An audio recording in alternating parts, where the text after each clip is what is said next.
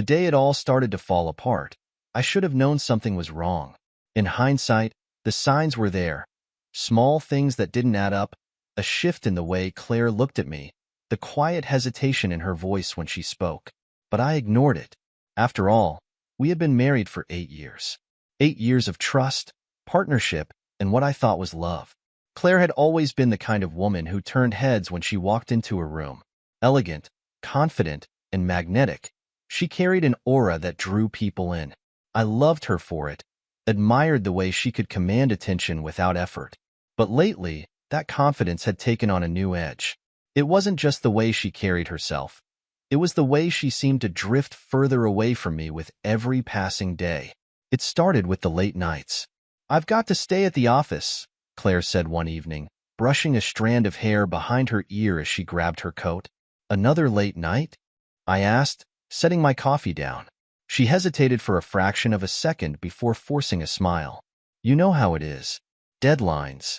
I nodded, trying not to let the flicker of doubt in my chest show. Claire worked in marketing, and late nights weren't uncommon. But the way she avoided my eyes when she said it, it felt off. Still, I didn't press her. Then there were the phone calls. Quiet conversations in another room, her voice hushed but animated. If I walked in, she would quickly end the call, claiming it was just a colleague or her best friend, Emily. I told myself I was imagining things, that I was overthinking. But the nagging feeling in the back of my mind wouldn't go away. The turning point came on a Friday evening. I had been looking forward to spending time with Claire, maybe a quiet dinner, just the two of us. But when I got home, the house was empty. No note, no message, just silence. Hours later, she walked through the door, her makeup slightly smudged, her hair tousled. "Where were you?" I asked, keeping my voice calm. She froze for a moment, then laughed nervously. "Emily and I grabbed drinks after work. I didn't think it was a big deal." "You didn't think to text me?" Her smile faltered, and for the first time, I saw a flicker of guilt in her eyes. "I'm sorry," she said softly. "I'll let you know next time." But the final blow came when I found the receipt.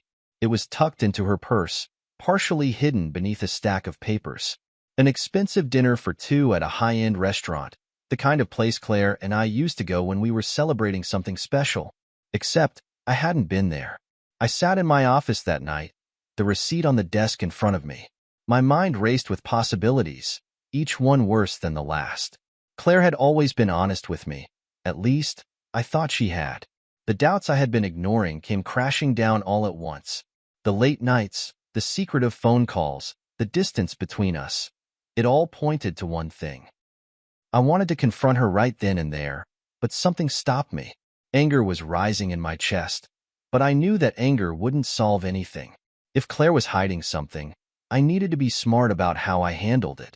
The next day, I called Daniel, an old friend who worked as a private investigator. We hadn't spoken in years, but he answered on the first ring. "I need your help," I said, my voice steady despite the storm brewing inside me. Daniel didn't ask questions. He simply said, "I'm on it." That night, as Claire sat across from me at the dinner table, laughing about something Emily had said, I felt a pang of sadness. She looked so normal, so comfortable, like everything was fine.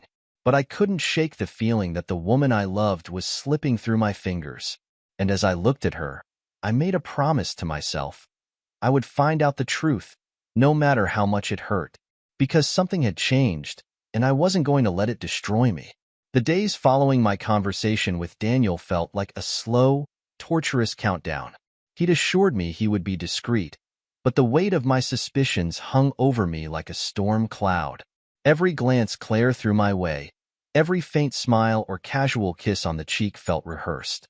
Was I imagining it? Or had she always been this distant, and I was just now noticing? I tried to focus on work, burying myself in emails and meetings, but my mind kept drifting back to the receipt, the late nights, and the quiet phone calls. I didn't want to believe she was capable of betrayal, but the evidence was stacking up, piece by piece.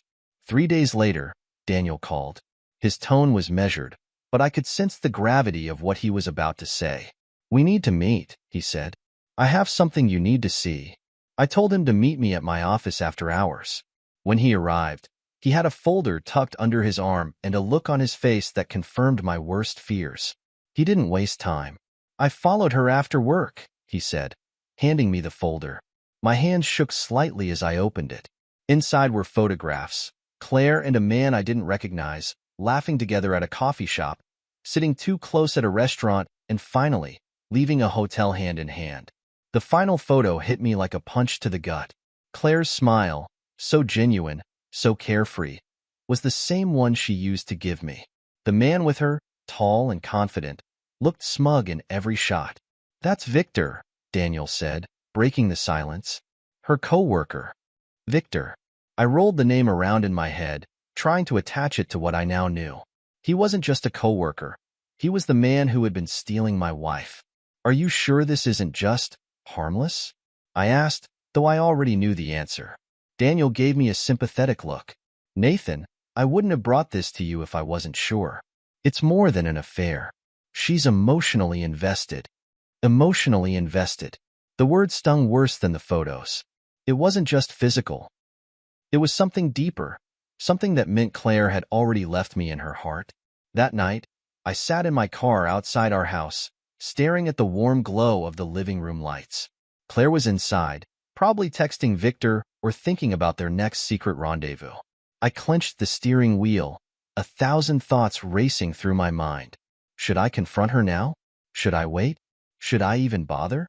I finally stepped out of the car, walking into the house with a forced calmness. Claire was on the couch, scrolling through her phone. She looked up and smiled, that same smile from the photos. "You're late," she said, setting her phone down. "Long day?" "Yeah," I replied, shrugging off my coat. "You could say that." The next few days were excruciating. I watched her closely, noticing every time she glanced at her phone with a sly smile, every time she left the room to take a call. I didn't need Daniel's photos to confirm what I already knew, but having the proof made it feel real in a way I couldn't ignore.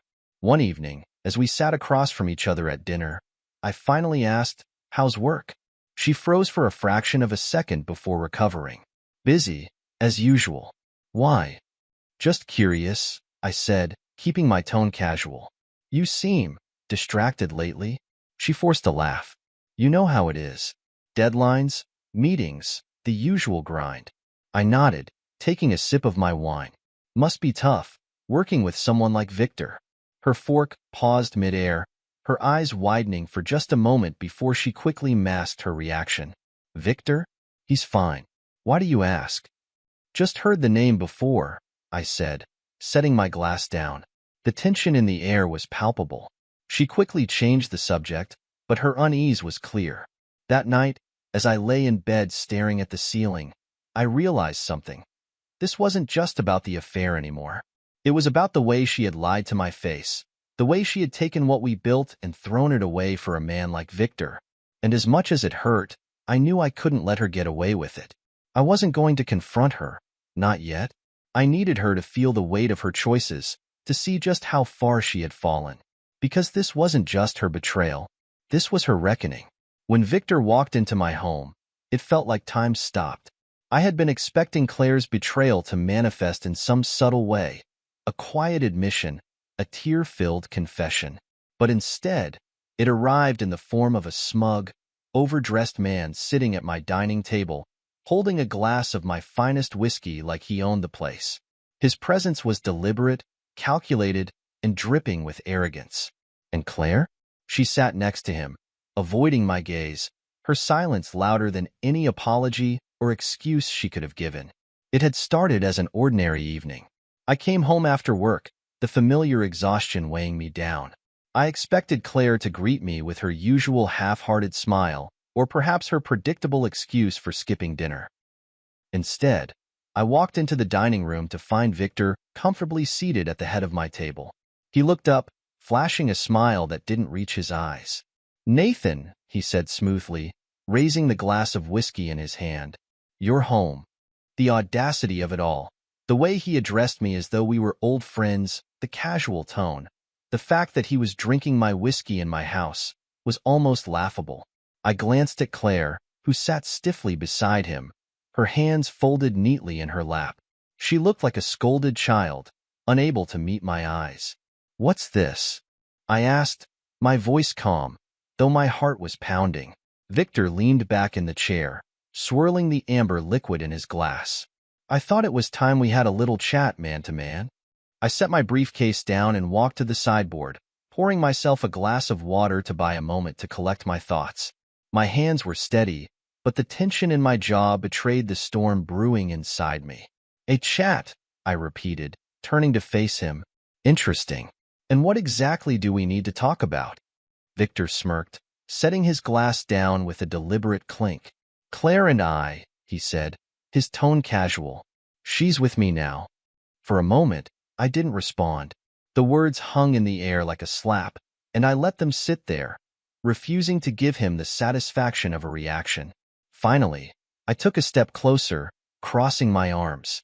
"You're with my wife," I said, as if clarifying a simple fact. "That's right," he said, his smirk widening. "She's chosen to be with someone who can give her the life she deserves. Someone who understands her needs." I glanced at Claire, who was still staring at the table.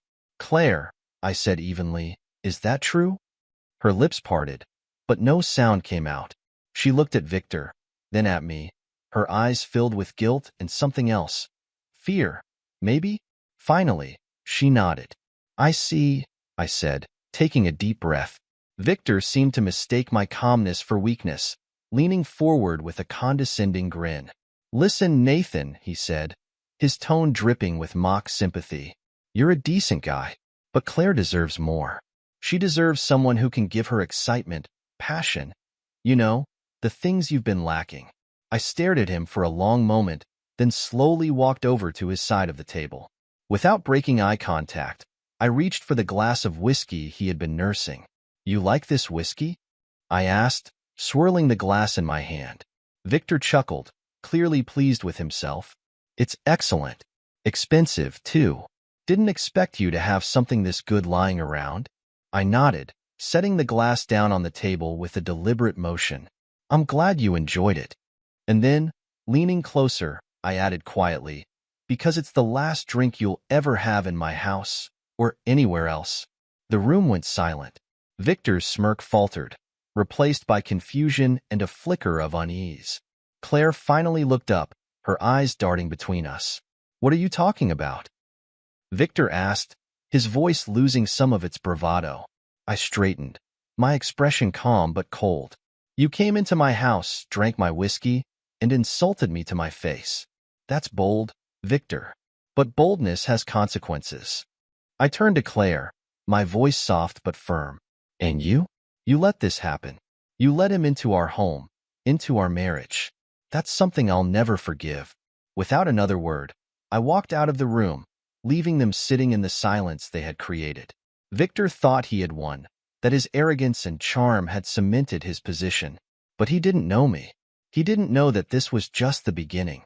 When I walked out of that dining room, leaving Victor and Claire in stunned silence, I wasn't retreating. I was strategizing. Victor thought he had claimed victory, and Claire, well, she had shown me exactly where her loyalties lay. But this wasn't a loss for me. It was the start of something else, a plan to ensure they both understood what it meant to cross me. I've always believed that revenge isn't loud. It's subtle, patient, and precise. And this time, it wasn't just about retaliation.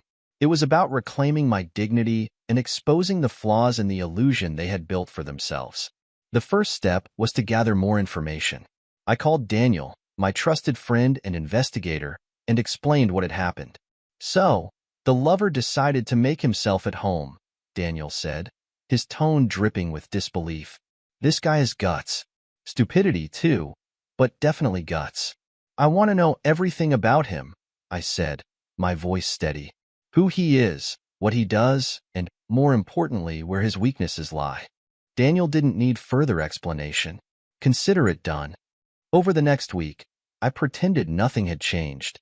I still went to work, still came home to the house Claire and I shared, and still exchanged the same polite but distant words with her. She seemed nervous, unsure of how to act around me. "Are you okay?" she asked one evening as we sat on opposite ends of the couch. "I'm fine," I replied without looking up from the book in my hand. She hesitated, clearly expecting more. Nathan, I think we should talk. I closed the book and set it on the coffee table, meeting her gaze. Talk about what? She shifted uncomfortably. About us. About what's happening. I leaned back, crossing my arms. What's happening is that you've made your choice, Claire. And now, I'm making mine. Her eyes widened slightly, but I didn't give her a chance to respond. I stood and walked away, leaving her sitting in the dim light of the living room. 2 days later, Daniel called with everything I needed. Victor wasn't just an arrogant man with a penchant for stealing other people's wives. He was also a liar and a fraud. He's been skimming money off the company he works for, Daniel said, his voice laced with satisfaction. Small amounts over time, but it's adding up. If this gets out, he's finished. I smiled for the first time in days. Good work. Keep digging. Victor wasn't the only one under scrutiny. Claire's best friend, Emily, had always been more loyal to her than me. But that didn't mean she was immune to pressure. I invited her out for coffee, under the guise of wanting to talk about Claire. She's struggling, you know, Emily said, stirring her latte. She feels stuck. Stuck? I repeated, letting the word hang in the air. Is that why she's been spending so much time with Victor? Emily's eyes widened, and she stammered, I don't know what you mean. I leaned in slightly, my voice calm but firm. Emily, I know about the affair. I'm not here to argue or fight. I'm here to make sure Claire doesn't ruin herself any further. But I need your help. She hesitated, her loyalty clearly torn. I don't want to get involved. You already are, I replied, whether you admit it or not. Now, you can either help me or watch Claire burn everything she's built to the ground. Emily's resolve crumbled, and she nodded reluctantly. What do you need me to do? With Emily's subtle influence and Daniel's relentless digging, I began piecing together a plan. Victor's financial misdeeds, his inflated ego, and his lack of foresight would all work against him. Claire's indecision and guilt would be her undoing. I wasn't just playing the game anymore, I was rewriting the rules. One evening, as Claire left the house to meet Victor, I watched her from the window, my expression unreadable. She didn't know it yet, but the life she thought she wanted, the man she thought would save her, was about to come crashing down. And I would be there to make sure she felt every moment of it. Because this wasn't just about revenge. It was about making sure she and Victor understood that some battles are won before they even begin. Victor was predictable. That was his first mistake. His arrogance made him think he was invincible, that no one could touch him. Claire might have been blinded by his charm, but I wasn't.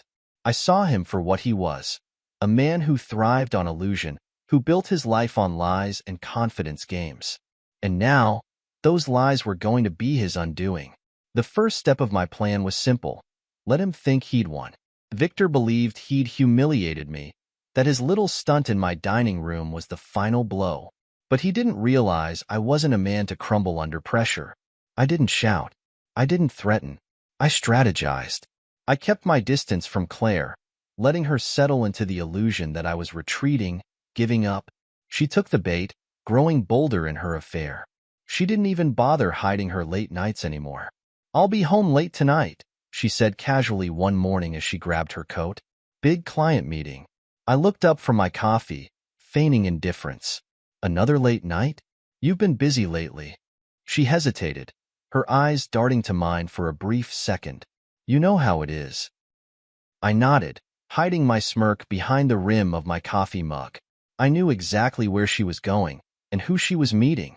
While Claire was busy playing the role of Victor's devoted companion, I was busy building my case. Daniel had been digging deeper into Victor's finances, and the results were even better than I'd hoped. He's been skimming funds from his company for years, Daniel explained during one of our late-night calls. But here's the kicker. He's been funneling it into a shell corporation in Claire's name. I froze, gripping the phone tighter. In her name? Yep, Daniel confirmed. If this goes public, she'll be implicated too. Whether she knows about it or not, she's tied to him now. It was a reckless move on Victor's part, but it gave me exactly what I needed. The next step was to involve Sophia, Victor's ex-girlfriend. She was more than willing to help once Daniel explained the situation. Victor is a manipulative bastard, she said during our first meeting. I should have seen it sooner, but he's good at pretending to be something he's not. Her insight was invaluable.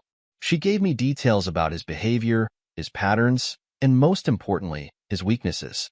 Victor's need for control and validation would be his downfall. With everything in place, it was time to set the trap. I reached out to Victor under the guise of wanting to clear the air. "I've been thinking," I said when he answered my call. "There's no point in dragging this out. Claire's made her choice, and I respect that. But I think it's only fair we meet man-to-man to discuss how to move forward." Victor's smugness was palpable even over the phone. "I'm glad you're finally seeing reason, Nathan. Let's meet for a drink." "Actually," I replied, "I have a business proposition I think you'll be interested in. Something that could benefit us both." His greed outweighed his caution, just as I knew it would. "I'm listening." We agreed to meet at an upscale bar, the kind of place where Victor would feel in his element. I arrived early, taking a seat in a quiet corner. When he walked in, his confidence was evident in every step. "Nathan," he said, extending his hand as he sat down, "glad to see you're taking this like a man." I forced a polite smile. I figured it's time to move on. Over the course of the conversation, I laid out a fake investment opportunity, carefully crafted with Daniel's help. It was too good to pass up. High returns, low risk, and an exclusive window to invest. Victor bid immediately, asking questions and nodding along as I spoke. "Send me the details," he said, his eyes gleaming with greed.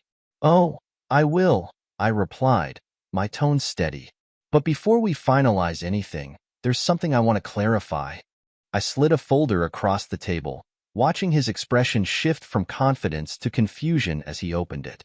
Inside were copies of his financial records, evidence of his fraud, and photos tying him to Claire. "What the hell is this?" he demanded, his voice rising. I leaned forward, my voice low but firm. "This is your reality, Victor. You thought you could humiliate me, steal my wife, and walk away unscathed. But now, you're going to see what happens when you mess with someone who knows how to play the long game." Victor's face turned pale, his bravado evaporating. For the first time, he looked afraid. The trap was set, and the game was just beginning.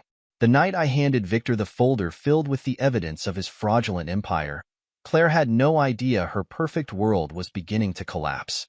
I could see it in her face when I returned home.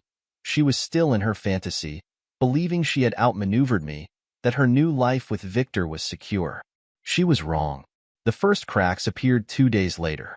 Claire was in the kitchen, scrolling through her phone with that distracted look she always had when she thought I wasn't paying attention. But then I noticed her face pale, her hand tightening around the edge of the counter. "What's wrong?" I asked casually, pouring myself a glass of water. "Nothing," she said quickly, locking her phone and forcing a smile. "Just work emails." I didn't press her. I already knew what she'd seen. The news about Victor's company was starting to spread, quietly, at first, whispers in certain circles about shady financial dealings and potential fraud. It wouldn't be long before the whispers turned into a roar. By the end of the week, Claire's composure was beginning to crack. She spent hours on her phone, pacing the house, making frantic calls she tried to disguise as work-related. I didn't need to hear her words to know who she was calling, Victor. One evening, I overheard part of their conversation as I walked past her office. "This can't be true, Victor," she hissed, her voice trembling. "Tell me this isn't true." I paused outside the door, listening. I didn't know it would blow up like this. Victor snapped, his tone defensive. "Just keep calm. I'm handling it." Claire's voice dropped, but I could still hear the panic. How am I supposed to stay calm when my name is attached to this? I smiled to myself, walking away. She was starting to understand the gravity of her choices, but she still didn't see the full picture. The final blow came 2 days later. Claire received a letter from her bank, an official notice regarding suspicious activity linked to an account under her name. She opened it at the dining table while I ate breakfast, her hands shaking as she read the contents. What is this?" she whispered, her voice barely audible. I set my coffee down, feigning ignorance. "Something wrong?" She looked up at me, her eyes filled with fear. "It's about my account. They're saying it's connected to fraud." I raised an eyebrow. "Fraud?" That's serious. Her breathing quickened, and she clutched the letter like it was a lifeline. Nathan, I swear I didn't know. I don't even know how this happened. I leaned back in my chair, studying her. Maybe you should ask Victor. He seems to know a lot about shady dealings. Her face crumpled, and she shook her head. You don't understand. He promised me. Promised you what? I interrupted, my voice sharp. That he'd take care of you? That he'd give you a better life? And now look where it's gotten you. She stared at me, her tears streaming freely now. Nathan, I didn't know. I didn't mean for this to happen. I stood, picking up my plate and walking to the sink. Claire, you made your choices. And now you're facing the consequences. It's as simple as that. Over the next few days, Claire became a shadow of herself. She spent most of her time locked in her office, frantically trying to untangle herself from Victor's web. But it was too late. The damage had been done. One evening, she came to me, her eyes red and swollen. Nathan, she said quietly, I think I made a mistake. I looked up from the book I was reading, my expression blank. You think? She nodded, tears brimming in her eyes. I thought he was something he wasn't. I thought he could give me what I was missing. But now, I don't know what I was thinking. I closed the book, leaning forward slightly. Claire, you weren't thinking. You were chasing something that doesn't exist. And in the process, you destroyed everything we had. Her sobs filled the room, but I felt no sympathy. This was her realization, her reckoning. As I watched her break down, I knew one thing for certain. Victor might have been the catalyst, but Claire's choices had led her here. And while I wasn't finished with Victor yet, Claire was starting to understand the cost of her betrayal. But understanding didn't mean forgiveness. Not yet. Not ever. By the time the trap was fully set, I could see the desperation in both Claire and Victor. She tried to maintain a facade of normalcy, going about her daily routine like nothing had changed, but her eyes betrayed her. Every glance at her phone, every sharp intake of breath when she thought no one was looking, it was clear she was unraveling. Victor, on the other hand, was quieter now. The smug arrogance he'd carried into my home was gone, replaced by a nervous edge. He was being squeezed from every side. Financial scrutiny, legal threats, and the slow unraveling of his carefully constructed image. It was time to bring everything to a head. I invited Victor to a business dinner, choosing a high-profile restaurant where every corner of the room would witness what I was about to do. I framed it as an opportunity to settle things between us, pitching it as a way for him to save face. He arrived a few minutes late, as expected. Victor couldn't resist making an entrance, even when the walls were closing in on him. He wore a tailored suit that he likely couldn't afford anymore, his hair slicked back in his trademark style. Nathan, he said, extending his hand as he sat down, I appreciate the invite. Shows you're a bigger man than I gave you credit for. I smirked, shaking his hand briefly before sitting across from him. I figured it's time we had a real conversation. He nodded, signaling the waiter for a glass of wine. His confidence, though diminished, still flickered behind his eyes. I'm glad you're willing to move forward. Claire mentioned you've been handling this well. At the mention of her name, I clenched my jaw but kept my tone neutral. Claire and I have always had a unique relationship. I believe in clarity and closure, Victor. That's why we're here. As the dinner progressed, I kept the conversation light, allowing him to settle into a false sense of security. He talked about his ambitions, his vision for the future, and the opportunities he believed I could help him unlock. I think we could benefit from collaboration, he said, leaning forward with a grin. You're a smart man, Nathan. You know when to pivot. Pivot, I repeated, swirling the whiskey in my glass. An interesting word. And what exactly do you think I should pivot to, Victor? He chuckled, mistaking my calm demeanor for interest. Something bigger. Something profitable. I've got a deal in the works that could be life-changing for both of us. That was my cue. I reached into my briefcase and pulled out a thin folder, sliding it across the table. What's this? Victor asked, his grin faltering. Something I thought you'd appreciate, I said, my tone calm. He opened the folder, his eyes scanning the documents inside. His face turned pale as he realized what he was looking at, proof of his fraudulent activities, the shell companies, and his attempts to tie Claire to his schemes.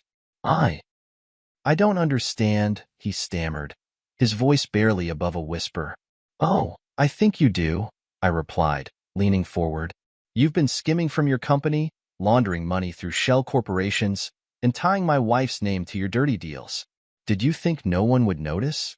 Victor's hands shook as he closed the folder. This doesn't have to go public, he said quickly. We can work something out. I smiled, shaking my head. You're right. It doesn't have to go public if you disappear. The color drained from his face as my words sank in. Disappear, he repeated. You've got 48 hours to shut down your operations, leave this city, and never contact Claire again, I said, my voice steady. If I so much as hear your name, this folder goes to the authorities, your investors, and every journalist I can find. Victor opened his mouth to argue, but no words came out. He knew he had no leverage, no way to counter what I just laid out. By the time the dinner ended, Victor was a shell of the man who had sat at my dining table weeks earlier, drinking my whiskey and mocking me. He left the restaurant in silence, his steps hurried, his shoulders hunched. I stayed behind, savoring the satisfaction of watching his downfall. When I returned home that night, Claire was waiting for me. Her eyes were red, her face pale. What happened? She asked, her voice trembling. Closure, I said simply, walking past her. She didn't press further, and I didn't offer any more details. She didn't need to know the specifics of Victor's downfall. All she needed to know was that the man she had betrayed me for was gone. And this time, I wasn't going to give her a chance to pick up the pieces. By the time Victor disappeared, the ripple effects of his downfall were already spreading. His fraudulent schemes were starting to unravel in public view. Investigations had been launched, his former associates were scrambling to distance themselves, and his name was now synonymous with deceit. Claire, however, was left in the wake of the disaster, clinging to the remnants of her decisions. The man she had sacrificed everything for was gone, and she was starting to realize just how much she had lost in the process. It started with the phone calls. I would find Claire pacing the kitchen or sitting on the edge of the couch, her phone pressed to her ear. Her conversations were quiet but tense, filled with half apologies and desperate reassurances. I didn't know. I overheard her say one night, her voice trembling, I wasn't involved in any of that. I leaned against the doorway, watching her as she spoke. She hadn't noticed me yet, too consumed by her own panic. I understand, she said after a long pause, her shoulders sagging. I'll do whatever I need to clear this up. When she finally hung up, she turned to see me standing there. Her eyes widened, and for a moment, she looked like she might cry. What was that about? I asked, keeping my tone neutral. She hesitated, her hands twisting nervously. It's nothing. Just work stuff. I raised an eyebrow but didn't press her. I didn't need to. The weight of her guilt was written all over her face. The next day, a letter arrived from the bank, a follow-up to the notice she'd received earlier. Claire opened it at the kitchen table, her hands trembling as she read the contents. They're freezing my account, she said softly, her voice barely audible. I set my coffee down, watching her. Why? They think it's connected to Victor's fraud, she whispered, tears pooling in her eyes. They're investigating everything. I leaned back in my chair, studying her. Maybe you should have thought about that before tying yourself to him. Her head snapped up, her expression a mix of anger and despair. I didn't know, Nathan. I didn't know he was doing any of this. But you knew he wasn't me, I replied, my voice calm but cold. And you chose him anyway. Her tears spilled over, and she buried her face in her hands. I didn't move to comfort her. She didn't deserve it. Over the next week, Claire's carefully constructed world continued to crumble. Her friends, once so eager to bask in her glow, began to distance themselves. Sophie, her closest confidant, stopped returning her calls. The whispers about Victor's downfall had reached every corner of their social circle, and no one wanted to be associated with the scandal. One afternoon, Claire sat on the couch staring at her phone, scrolling aimlessly through her messages. They're all gone, she said quietly, her voice hollow. Who? I asked, not looking up from my book. My friends, she replied. Sophie, Emily, everyone. They won't even talk to me anymore. I shrugged. I guess loyalty only goes so far. She shot me a wounded look, but I didn't care. She had chosen her path, and now she was reaping the consequences. Claire tried to make amends, but every attempt felt hollow. She started cooking dinner again, leaving handwritten notes on my desk, even cleaning the house obsessively. It was like she thought she could scrub away her guilt. One evening, she sat across from me at the dining table, her hands clasped tightly together. Nathan, she began, her voice trembling, I know I don't deserve it, but can you ever forgive me? I stared at her, letting the silence stretch between us. Finally, I spoke. Forgiveness isn't the issue, Claire. Trust is. And once that's broken, it's almost impossible to get back. Her face crumpled, and she covered her mouth with her hand to stifle a sob. I stood, taking my plate to the sink, leaving her to process the weight of my words. That night, as I lay in bed, I thought about how far we had come from the life we once shared. Claire had destroyed what we had for the illusion of something better, and now she was left with nothing. I didn't feel satisfaction in her pain, only a strange sense of closure. She was finally beginning to understand the cost of her choices. But understanding didn't mean redemption. Not for her, not for us, and certainly not for the man who had tried to replace me. The fallout from Victor's collapse was complete. His financial schemes had been exposed, his reputation obliterated, and his circle of enablers scattered. But Claire, no, Vanessa, as I'd begun calling her in my mind to separate her from the woman I once loved, was the one left standing in the ashes. The realization of her role in all of it had hit her hard, and now she was desperate. Desperate to fix things, desperate to escape the consequences, and, most importantly, desperate for me to forgive her. But desperation didn't look good on Vanessa. It only highlighted the cracks in the person she had become. She started waking up earlier than usual, lingering in the kitchen as I prepared my coffee, trying to strike up small talk. How'd you sleep? She asked one morning, her voice overly cheerful. Fine, I replied curtly, not bothering to look at her. She hesitated, fidgeting with the edge of her mug. I was thinking we could talk, about everything. I finally glanced at her, my expression unreadable. What is there to talk about, Vanessa? Her face fell, and she took a deep breath. I need you to understand. I didn't know what Victor was doing. I didn't know he was using me. I set my mug down, leaning against the counter. You didn't know, or you didn't care to ask? Because from where I'm standing, you didn't care about much of anything besides what he could give you. Her eyes filled with tears, but I didn't let them sway me.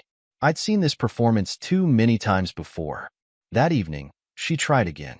This time, she cooked dinner, something she hadn't done in months.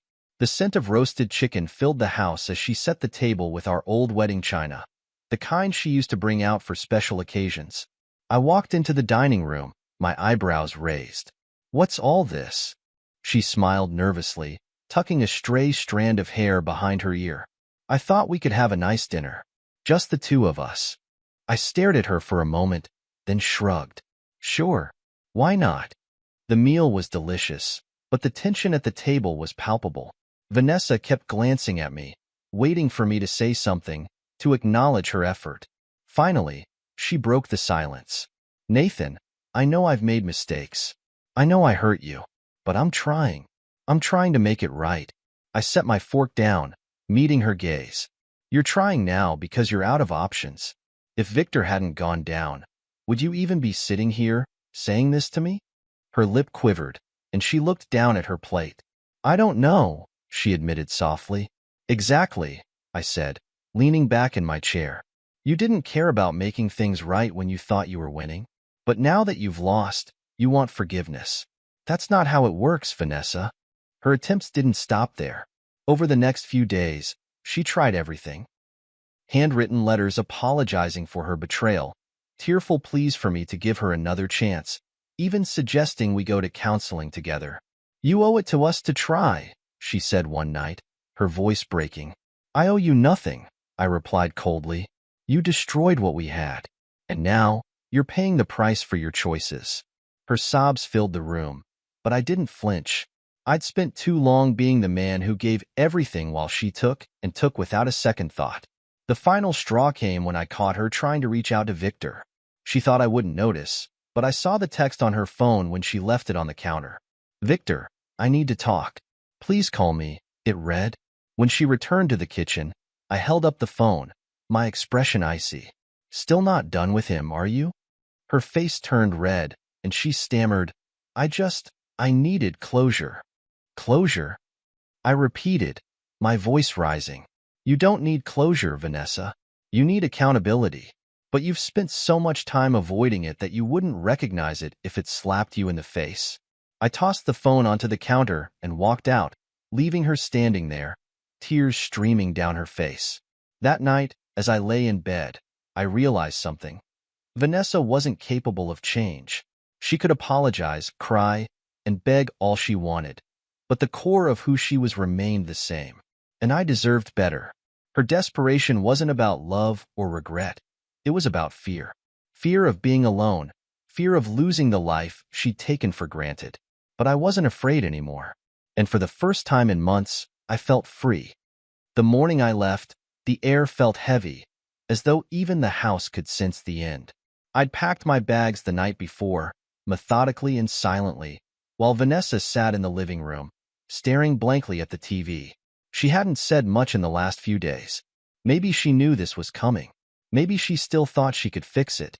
She was wrong. I stood in the hallway, my suitcase by my side, looking at the house we had once shared. The walls were filled with memories, pictures from vacations, framed art we had picked out together, echoes of laughter that felt like they belonged to another lifetime.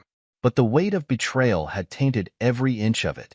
Vanessa appeared in the doorway of the bedroom, her face pale and her eyes swollen from another sleepless night. "You're really leaving," she said, her voice barely above a whisper. "Yes," I replied, my tone steady. "I am." She took a shaky step forward, her hands clasped together as though trying to hold herself together. "Nathan, please, don't do this. We can fix this. I'll do whatever it takes. Just give me another chance." I sighed, meeting her gaze. "Vanessa, I've given you every chance, and you chose to destroy what we had. You chose him." Her tears spilled over, and she shook her head.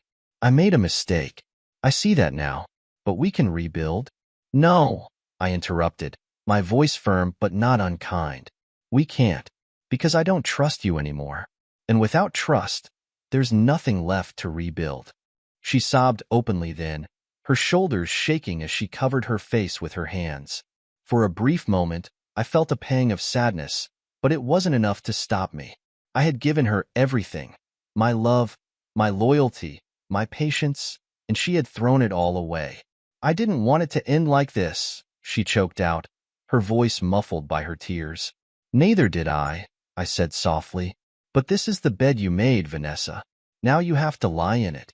I picked up my suitcase and walked toward the door. She followed me, her pleas growing quieter, more desperate.